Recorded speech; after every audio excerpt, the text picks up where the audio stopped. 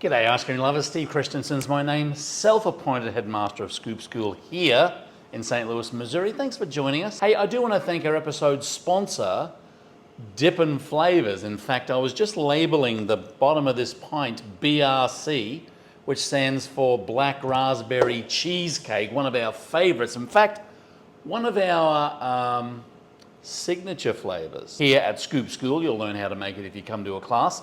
We use cheesecake bake from Dippin' Flavors. Cheesecake bake? We use cheesecake base from Dippin' Flavors. Their link is down below. Jimmy, Ryan, the whole crew down there, Mary, will help you select some of the best ice cream toppings and flavorings that you'll ever taste. DippinFlavors.com. Their link is down below.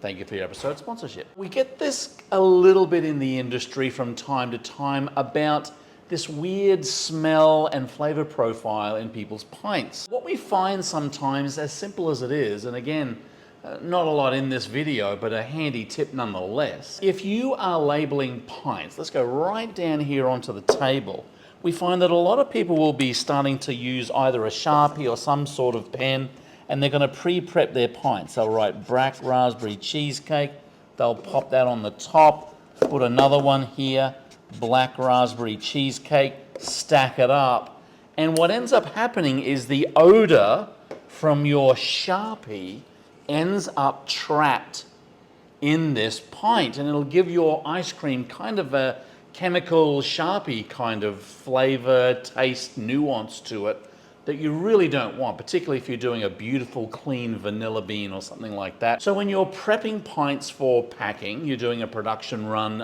in the store, always make sure that you are not stacking these on top of each other as soon as you label them, because we've had it from time to time where people call in, person say their customer says that their product tastes like Sharpie, and it's a very simple process of making sure that you're not contaminating your own pints. It can happen. Look, let us know what you do. Have you had that before here? Have you had issues with labels, different smells? I know some people who also do pizzas and savory goods find that sometimes a smell from a case of pepperoni will leach through a plastic bucket and contaminate their product as well. So the idea is, the goal is beautiful, fresh, clean, unadulterated ice cream product. Drop us a line if you've had that issue before. Leave a comment down below if you'd like some help with an issue. We're more than happy. I know we've received a little bit of bad press lately about, hey, how come you're not answering all of our questions? Well,